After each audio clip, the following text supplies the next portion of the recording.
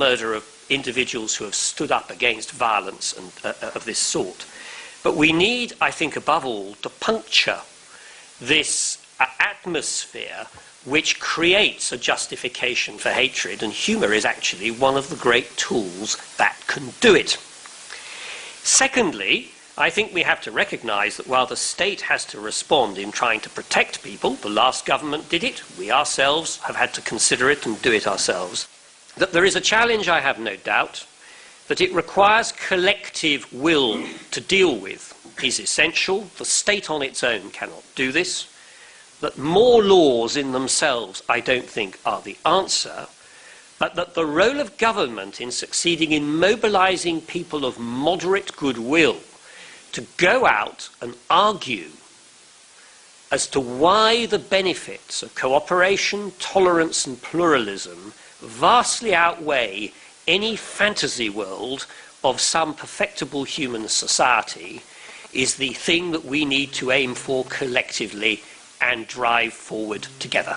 Thank you very much. The first thing I should say is that I'm entering into extremely controversial ground. This is hotly contested terrain, not only among academics, but also among politicians, MPs, the commentariat, if you like, and the public at large.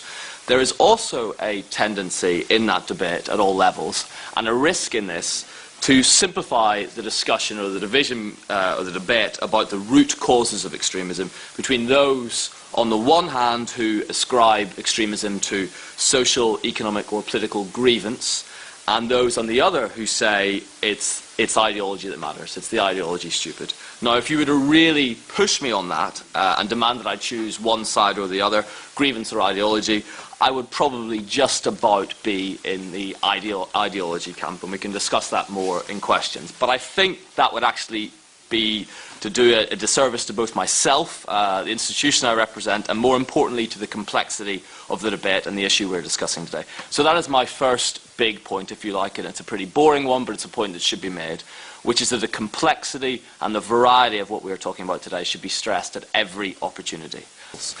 Extremists have a simplistic worldview, but that also means that it's one which is hard to break down, it's hard to dent, and it's hard to sort of knock over in one go. Like any narrative, it is binary, it's teleological, but that means that those who are there to offer alternatives to the narrative have to engage in what I would describe as an attritional form of debate, ceaseless and consistent in conveying its message, but with a recognition that sometimes that might be hapless, hopeless and frustrating.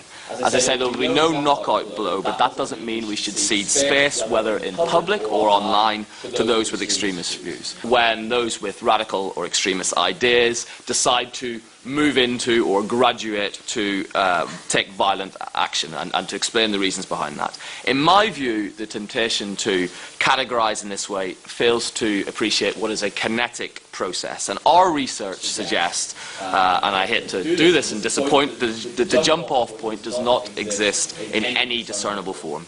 And it depends on the individual, we've heard about the individual, but also the group.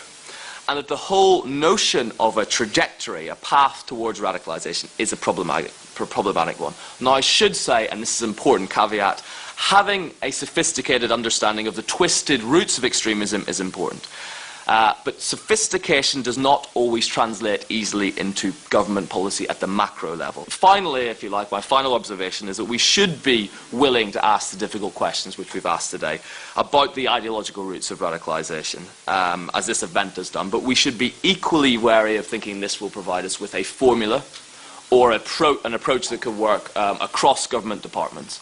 And I think basically we are arriving at a point of consensus on this. Members of the audience came from a variety of backgrounds, all eager to participate in a lively seminar. Right, now we're going to move to questions, contributions. I'm proposing to take 2 or 3 because I want to get as many people as possible, and then to ask members of the panel to respond. So, can I ask the panel that the doctrine and mindset which Sardar has alluded on, and then Dominic also mentioned it, is it not the reason that we in international community harbor it, financed it, in 60s, 70s and 80s in Pakistan, which we are facing. And we didn't even do anything when we defeated communism, which was the reason for harboring it. And I remember during the Ziaul-Haq period when the Western leader used to pride themselves standing with him and saying we are fighting against communism. And now that doctrine, when it is being faced by the Western world and Pakistan particularly, they are not doing as much as they did in 60s, 70s and 80s when they financed, harbored and trained those people. Thank you. I very much agree with Dominic Grieve that we don't need more law, but I think we do need the proper implementation of the law that we do have. And I raised with Ofcom some broadcasts on the Ummah channel last May and June, which were brought to my attention by Rafiq Hayat and others. I was a little surprised that they concluded that there had not been a breach of their Rule 3.1 for the aficionados, material likely to encourage or incite the commission of crime, but only of Rule 2, that the religious beliefs should not be subject to abusive treatment. And I would be among the first to say there shouldn't be criminalisation of insulting religion, and that's been controversial in the UK. But, I mean, when some of the material was about beheading and killing and describing members of the community as physical filth, it did strike me that Ofcom was not taking this seriously enough. Dominic Grieve said we should challenge assumptions, and Dr. Bew talked about difficult questions. I want to say I have had no comfort at all from what I've heard today. It seems to me that too many Muslims are hardwired for intolerance. It is quite wrong to suggest that the fundamentalists, so-called, or the extremists, or the distorted ones, are a tiny minority. If you go to any of the Muslim states of the world, Saudi Arabia, for example, there is intolerance in many respects of women in the law, and indeed that's built into the Quran. Go to Pakistan, there are over 20,000 madrasas financed by Saudi Arabia on the basis that they spread Wahhabism. If you go to Iran, you will find a different form of Islam, but it is highly intolerant towards various people. We mentioned Jews, Christians, women, homosexuals have not been mentioned, but they should be mentioned because they are a substantial minority themselves. And so, whether you look at the Quran itself, which I've done, whether you look at the various forms of Sharia, which you must do, you will find that intolerance of non-Muslims is built into the system. It is time, it seems to me, that Islam should start to recognize what Western Europe and North America began to recognize during the Enlightenment and afterwards, namely that the fundamental human right is the right to disbelieve, the right to blaspheme. If I choose to say that all religion is nonsense, that there is no God, I am blaspheming, according to many religions in the world. I should have the right to say that.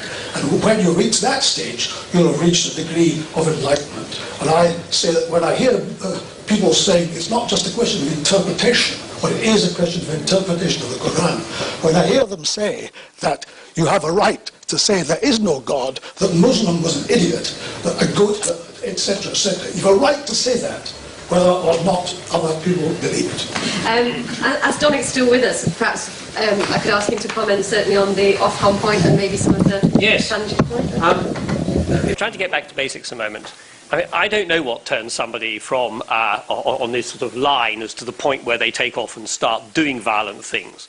But I think there's no doubt that before you do violent things, you think violent things.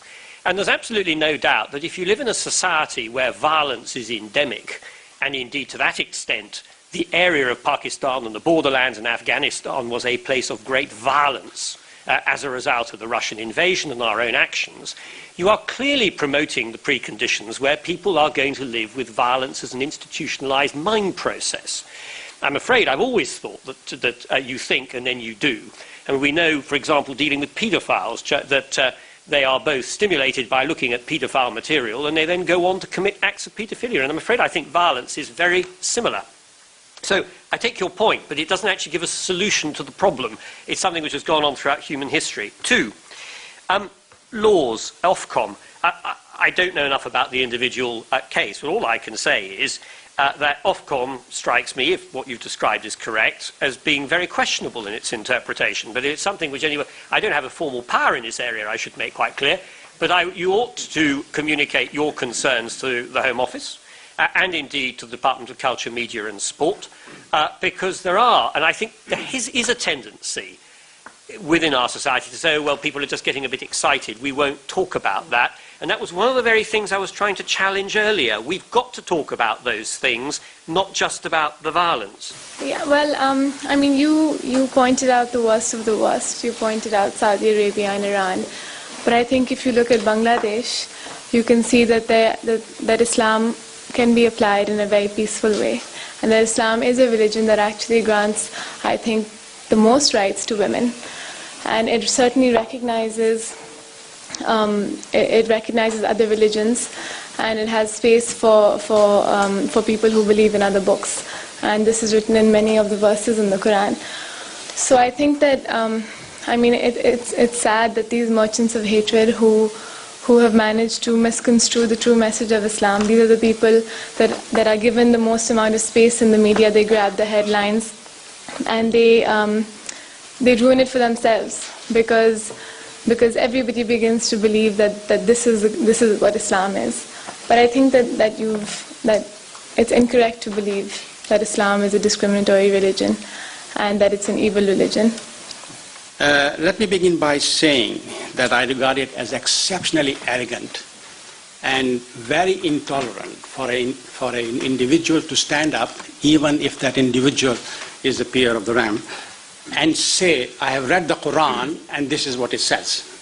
Because what he is saying is that this is my interpretation of the Quran.